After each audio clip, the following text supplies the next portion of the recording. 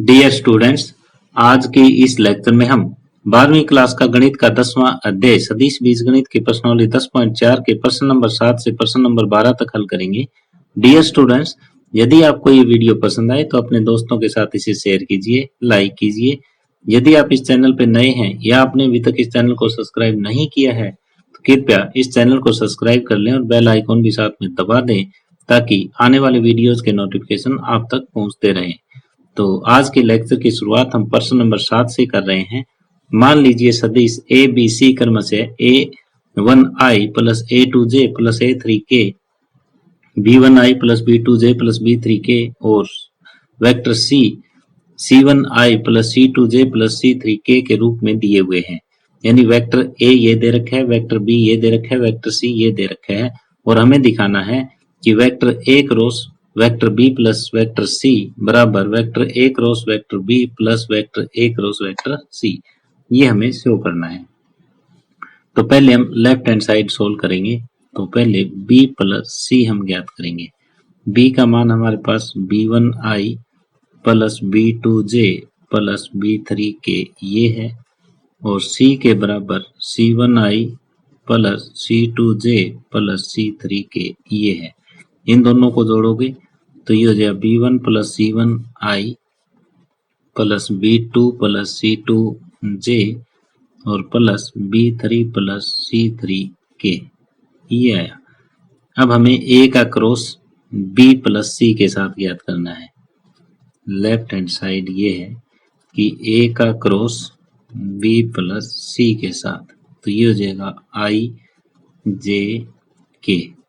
a के component a1 a2 a3 और b plus c के कंपोनेंट ये हो जाएंगे b1 plus c1 b2 plus c2 और b3 प्लस c3 ये हुआ। अब हम ये सारणिक का एक प्रश्न बना है, इसको हल कर देंगे। तो ये हो जाएगा i के साथ a2 b3 plus c3 minus a3 के साथ b2 प्लस c2 और प्लस में माइनस j के साथ ये छोड़ दो a1 b3 plus c3 minus a3 b1 plus c1 और प्लस में k के साथ ये हो जाएगा, ये छोड़ देंगे a1 b2 plus c2 minus a2 b1 plus c1 ये आ जाएगा।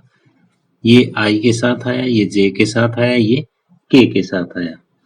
अब i के साथ देखो कौन है, a2b3 और plus a2c3 minus a3b2 minus a3c2 ये आया। माइनस j के साथ a1b3 plus a1c3 minus a3b1 minus a3c1 और प्लस में k के साथ आएगा a1b2 प्लस a1c2, ये गुणा कर रहा हूं मैं केवल, a2b1 माइनस a2c1 ये हमने लेफ्ट हैंड साइड ज्ञात करके छोड़ ली। अब राइट हैंड साइड के लिए हमें क्या करना है, पहले a क्रॉस b हमें ज्ञात करना है। तो a क्रॉस b ज्ञात करने के लिए i j k और ये हो जाएगा a1 a2 a3 b1 b2 b3 और ये सारणिक का क्वेश्चन हम सोल्व करेंगे। तो ये आ जाएगा i के साथ a2 b3 minus b2 a3 minus j के साथ ये छोड़ेंगे a1 b3 minus b1 a3 और प्लस में k के साथ ये छोड़ेंगे a1 b2 minus b1 a2 ये आया। अब आपको a क्रॉस c ज्ञात करना है। राइट हैंड साइड में एक तो a क्रॉस b है, दूसरा a क्रॉस c है। तो a क्रॉस c ज्ञात करेंगे तो i j k a1 a2 a3 c1 c2 c3 और इस सारणी के क्वेश्चन को हम सोल्व करेंगे। तो i के साथ आ जाएगा a2 c3 minus c2 A3 minus जे के साथ A1C3 माइनस A3C1 ये आया, और प्लस में के साथ A1C2 minus C1A2 A1C2 minus C1A2 ये आया। अब राइट हैंड साइड हम देखना चाहें तो इन दोनों का जोड़ है। Right hand side A cross B plus A cross C, इन दोनों का जोड़ हम कर देंगे। तो I के साथ देखो कौन आ जाएगा, I के साथ आ जाएगा पहले A2B3 plus A2C3 A2B3 plus A2C3 minus B2A3 और माइनस C2A3 माइनस जे के साथ देखो कौन आ जाएगा A1B3 प्लस A1C3, फिर माइनस वाले दोनों लिख दो B1A3 माइनस A3C1 और प्लस में के साथ आ जाएगा A1B2 plus A1C2 minus B1A2 और माइनस C1A2। तो अब ये देखो लेफ्ट हैंड साइड हमारी ये थी और राइट हैंड साइड ये आई, ये दोनों की दोनों जो है वो बराबर है। तो हम कह सकते हैं यहाँ से left hand side is equal to right hand side. तो इसलिए क्या हो जाएगा A cross B plus C is equal to A cross B plus A cross C। तो हमने यहाँ पे क्या किया, यहाँ पे सबसे पहले हमने B प्लस C ज्ञात किया, फिर उसकी A के साथ क्रॉस मल्टीप्लाई की। ये हमने लेफ्ट हैंड साइड ज्ञात कर ली थी। फिर राइट हैंड साइड के लिए पहले A क्रॉस B तैयार किया, फिर A क्रॉस C तैयार किया, फिर दोनों का जोड़ कर दिया। फिर लेफ्ट हैंड साइड और राइट हैंड साइड दोनों बराबर आई। तो इस तरह से प्रश्न नंबर 7 कंप्लीट हुआ। अब प्रश्न नंबर 8 है, यदि A बराबर 0 है अथवा B बराबर 0 है तब A क्रॉस B बराबर 0 होता है। ये कहता है कि या तो A बराबर 0 हो या फिर B बराबर 0 हो, तब A और B की क्रॉस प्रोडक्ट करें तो वो 0 होती है। क्या विलोम सत्य है कि A क्रॉस B बराबर 0 हो तो A और B का होना जरूरी है? उदाहरण सहित अपने उत्तर की पुष्टि कीजिए। तो यहाँ पे हमें एक ऐसा उदाहरण देना है जिसमें A क्रॉस B तो 0 हो लेकिन न A 0 हो न B 0 हो, यानी इनका मैग्नीट्यूड 0 नहीं होना चाहिए। मैग्नीट्यूड 0 के सिवाय कुछ और होना चाहिए, क्योंकि मैग्नीट्यूड 0 तभी होगा जब A के बराबर 0 वेक्टर होगा और B के बराबर 0 वेक्टर अलग से होगा। तो यहाँ विलोम सत्य नहीं है, ये कहोगे विलोम सत्य नहीं है, क्योंकि एक हम इसका उदाहरण देंगे, क्योंकि एक उदाहरण हम लेते हैं कि A के बराबर आप ये ले लो 2i plus 3j plus 4k, और वेक्टर B इसके पैरेलल में ले लो, इसको 2 से गुणा करके ले लेते हैं, वो इसका समांतर होगा। तो ये होगा 4i plus 6j plus 8k, ये वेक्टर मैंने ले लिया। यहाँ पे ये देखो A क्रॉस B जो है वो 0 आएगा। कैसे? i j k, ये 2 3 4 4 6 8, ये सारणिक का प्रश्न हम सोल्व करेंगे तो ये i के साथ आ जाएगा 3 8 24 माइनस 24 माइनस j के साथ 16 माइनस 16 और प्लस k के साथ ये 12 माइनस 12। ये आपको पैरेलल वेक्टर लेने हैं, तो ये भी 0, ये भी 0, ये भी 0, 0i plus 0j plus 0k, ये आया। तो यहाँ A क्रॉस B है वो 0 आया, A क्रॉस B बराबर 0 है। अब नेक्स्ट देखो, क्या वेक्टर A है वो 0 है? यहाँ A वेक्टर जो है वो 0 नहीं है। तो A का मैग्नीट्यूड भी आप देखो, ये A वेक्टर है 2i plus 3j plus 4k, ये 0 नहीं है। इसी तरह से वेक्टर B है वो भी 0 नहीं है। 4i plus 6j plus 8k ये भी 0 नहीं है। इनका मैग्नीट्यूड आप ज्ञात करके देखो, ये हो जाएगा 4 प्लस 9 प्लस 16, 4 और 9 13, 13 और 16 29, और मैग्नीट्यूड भी आप ज्ञात करके देखो, ये हो जाएगा 16 प्लस 36 प्लस 64 और 52, और ये हो जाएगा 4 6 10 और 6 16, 7 3 10 और 1 11 और 116। तो न तो ये 0 है न ये 0 है, लेकिन इनका क्रॉस प्रोडक्ट है वो 0 है। तो इस टाइप का एक उदाहरण की सहायता से इसको हम सत्यापित कर सकते हैं, अपने उत्तर की पुष्टि कर सकते हैं, और इस तरह से प्रश्न नंबर 8 कंप्लीट हुआ।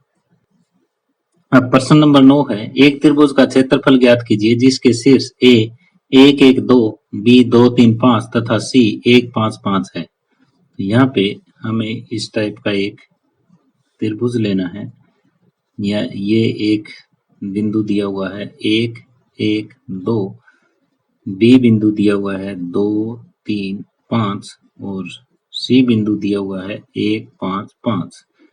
तो इसका मतलब यहाँ पे ओ ए के बराबर है आई प्लस जे प्लस 2 के, ओ बी दिया हुआ है 2i प्लस 3j प्लस 5 के, और ओ सी हमें मिला है i प्लस 5j प्लस 5 के, ये मिला है। तो अब एक तो आप ए बी ज्ञात कर लो, एक ए सी ज्ञात कर लो, फिर जो है 1/2 ए बी गुना ए सी कर देंगे। तो पहले ए बी ज्ञात करेंगे, ये होता है ओ बी माइनस ओ ए। ओ बी में से ओ ए घटाएंगे तो 2 में से 1 जाएगा आई प्लस 2j प्लस 3 के, इसमें से ये घट गया, इसमें से ये, इसमें से ये। अब आपको ए सी ज्ञात करना है, तो ये हो जाएगा ओ सी माइनस ओ ए, तीसरे में से पहला घटाना, तो ये 0i प्लस 4j प्लस 3 के, ये बना। अब त्रिभुज का क्षेत्रफल हमें पता है किसके बराबर होता है, 1/2 जो एडजेंट साइड होती है, आसन भुजाएं होती है, उनका क्रॉस प्रोडक्ट। त्रिभुज का क्षेत्रफल ये हो जाएगा 1/2 A B cross A C, A B और ए सी का क्रॉस प्रोडक्ट, और फिर उसका मैग्नीट्यूड निकालेंगे। तो पहले ए बी का ए सी के साथ क्रॉस प्रोडक्ट करो, ए बी का ए सी के साथ क्रॉस प्रोडक्ट, ये हो जाएगा आई जे के, ए बी की वैल्यू यहाँ पे जो कंपोनेंट है 1 2 3 और ए सी के कंपोनेंट 0 4 3। अब इसको हम हल करेंगे तो ये हो जाएगा आई के साथ 6 माइनस 12 माइनस जे के साथ 3 माइनस 0 और प्लस के साथ 4 माइनस 0। तो ये जो है माइनस 6i माइनस 3j और प्लस 4k। अब इसका हमें मैग्नीट्यूड ज्ञात करना है, ए बी क्रॉस ए सी ज्ञात करना है, और उसका magnitude A B cross A C का मैग्नीट्यूड ये हो जाएगा माइनस 6 का वर्ग प्लस में माइनस 3 का वर्ग प्लस में 4 का वर्ग, और ये वर्गमूल।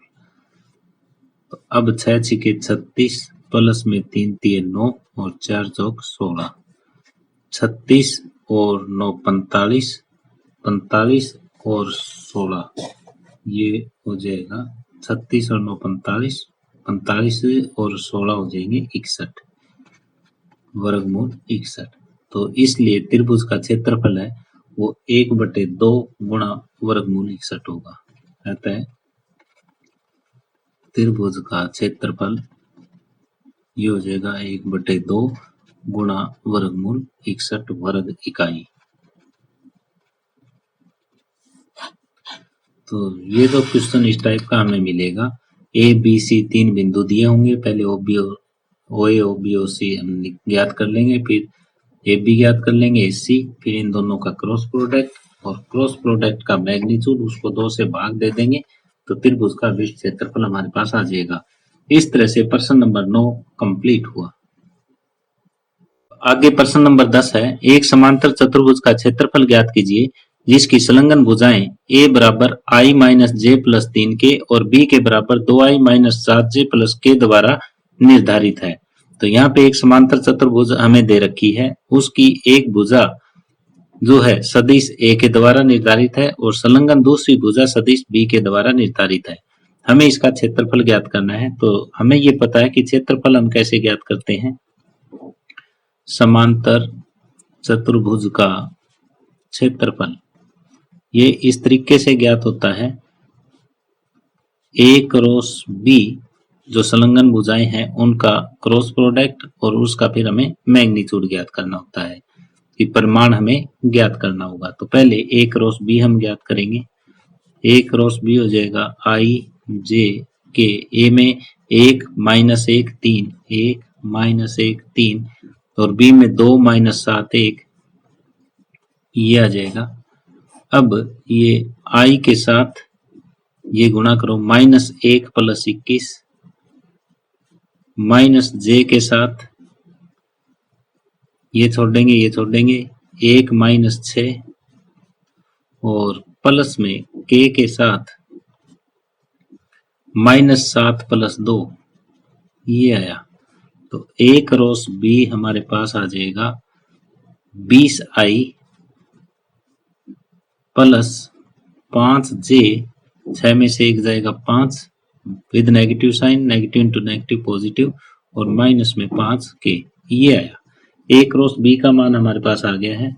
अब हमें ए क्रॉस बी का परिमाण ज्ञात करना है। ये हो जाएगा 20 का वर्ग प्लस में 5 का वर्ग प्लस में माइनस 5 का वर्ग, 400 प्लस 25 प्लस 25, ये हो जाएगा 450 का वर्गमूल। इसको हम लिख सकते हैं 225 गुणा में 2 का वर्गमूल और ये 15 होता है 225 का वर्गमूल और ये 15 वर्गमूल 2। तो अतः समांतर चतुर्भुज का क्षेत्रफल जो आएगा वो हो जाएगा 15 वर्गमूल 2 वर्ग इकाई। तो जब भी समांतर चतुर्भुज की संलग्न भुजाएं हमें दे रखी है और उसका क्षेत्रफल ज्ञात करना है तो सबसे पहले उनका हम सदिश गुणनफल करेंगे और फिर परिमाण ज्ञात कर देंगे। तो इस तरह से प्रश्न नंबर 10 कंप्लीट हुआ। अब प्रश्न नंबर 11 है, मान लीजिए सदिश ए तथा बी इस प्रकार है कि ए का परिमाण 3 है, बी का परिमाण वर्गमूल 2/3 है, ए क्रॉस बी एक सदिश जो है वो मात्रक सदिश है, तब ए और बी के बीच का कोण हमें ज्ञात करना है। तो यहाँ पे हमें ये दिया हुआ है वेक्टर ए का मैग्नीट्यूड 3, वेक्टर बी का मैग्नीट्यूड वर्गमूल 2/3 और साथ में ए क्रॉस बी मात्रक सदिश है तो इसका मतलब इसका मैग्नीट्यूड 1 है। ए और बी के बीच का कोण हमें ज्ञात करना है। तो हम ये जानते हैं कि ए क्रॉस बी बराबर magnitude A into magnitude B sine theta n cap, ये होता है। अब दोनों तरफ हम ये मैग्नीट्यूड लगा देंगे तो ये ए क्रॉस बी का मैग्नीट्यूड हो जाएगा यहाँ ए का मैग्नीट्यूड, बी का मैग्नीट्यूड, साइन थीटा का मैग्नीट्यूड और एन कैप का मैग्नीट्यूड। अब एन कैप का मैग्नीट्यूड है वो 1 होता है, ये मान दिया हुआ है, ये दिया हुआ है, ये दिया हुआ है। ये 1 हमें दे रखा है, इसका मान 3 है, इसका वर्गमूल 2/3 है, ये साइन थीटा का मान हमें चाहिए, एन कैप का मान 1 होता है। तो ये 3 से 3 कट जाएगा और यहाँ से अगर हम देखें तो साइन थीटा के बराबर ये आ जाएगा 1/वर्गमूल 2। अब साइन थीटा के बराबर 1/वर्गमूल 2 है तो इसका मतलब थीटा बराबर π/4 और थीटा बराबर π/4 जो है वो विकल्प बी सही है। अतः विकल्प बी सही है। यहाँ अब प्रश्न नंबर 12 है, एक आयत के शीर्ष ए बी सी डी के स्थिति सदिश क्रमशः ये दिए हुए हैं और इसका क्षेत्रफल हमें ज्ञात करना है। तो आयत है चाहे समांतर चतुर्भुज है, ये दोनों एक ही बात है। यहाँ पे आपको ए बी सी और डी दे रखा है, तो आप यहाँ से ए बी ज्ञात कर सकते हो और ए डी ज्ञात कर सकते हो। फिर इसका क्षेत्रफल A B cross A D ये हो जाएगा। इसको आप ओ ए मान लो, ये ओ ए है, ये ओ बी है, ये ओ सी है और ये ओ डी है। तो पहले आप ए बी ज्ञात करो और फिर ए बी और ए डी का क्रॉस प्रोडक्ट और फिर उसका मैग्नीट्यूड ज्ञात कर देंगे तो इस आयत का अभिष्ट क्षेत्रफल आ जाएगा। तो पहले ए बी हम ज्ञात करते हैं। तो ये ओ ए है, ये ओ बी है, इसको मैं ओ ए मान लेता हूँ, ये ओ बी है, ये ओ सी है और ये ओ डी है। तो पहले आप ए बी ज्ञात करो। ए बी होता है ओ बी माइनस ओ ए, इसमें से ये जाएगा आई माइनस आई, तो ये 2i हो जाएगा और ये जे वाला पार्ट 0 हो जाएगा और के वाला पार्ट भी 0 हो जाएगा। अब हमें क्या ज्ञात करना है, ए डी ज्ञात करना है। ए डी ज्ञात करेंगे तो ये ओ डी माइनस ओ ए, तो आई में से आई जाएगा, ये 0i बच जाएगा। 1/2 जे विद नेगेटिव साइन है तो माइनस 1/2 और 1/2 एक हो जाएगा माइनस जे, और 4 के में से 4 के जाएगा तो ये 0 के बच जाएगा। अब हमें क्या ज्ञात करना है, A B cross A D ज्ञात करना है। आई जे के इसके कंपोनेंट 2 0 0 0 माइनस 1 0 ये आए। तो अब देखो इसकी गुणा करोगे तो आई के साथ 0 माइनस 0 माइनस जे के साथ ये हो जाएगा, ये छोड़ेंगे 0 माइनस 0 और के साथ ये छोड़ोगे माइनस 2, तो ये माइनस 2 के आया। अब हमें क्या करना है, इसका मैग्नीट्यूड। तो आयत ए बी सी डी का क्षेत्रफल, आयत ए बी सी डी का क्षेत्रफल ये हो जाएगा A B cross A D का मैग्नीट्यूड, और ये इसको हम ये लिख सकते हैं 0i plus 0j minus 2k।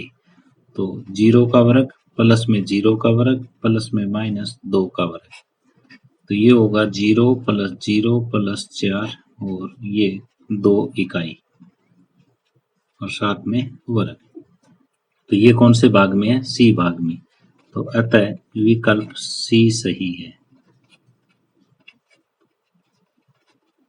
यहाँ आपने क्या किया, ए बी सी और डी के आपको स्थिति सदिश दे रखे थे, पहले ए बी ज्ञात किया, फिर ए डी ज्ञात किया, फिर दोनों का क्रॉस प्रोडक्ट किया और फिर उनका मैग्नीट्यूड हमने ज्ञात कर दिया, तो उत्तर 2 आया। तो इस तरह से ये ऑप्शन जो है सी वो सही है और प्रश्न नंबर 12 कंप्लीट हुआ। डियर स्टूडेंट्स, इसी के साथ ही हम आज का ये लेक्चर यहीं समाप्त कर रहे हैं। यदि आपको ये वीडियो पसंद आई हो तो अपने दोस्तों के साथ इसे शेयर कीजिए, लाइक कीजिए। यदि आप इस चैनल पे नए हैं या आपने अभी तक इस चैनल को सब्सक्राइब नहीं किया है तो प्लीज इस चैनल को सब्सक्राइब कर लें और बेल आइकॉन भी साथ में दबा दें ताकि आने वाले वीडियोस के नोटिफिकेशन आप तक पहुंचते रहें। धन्यवाद।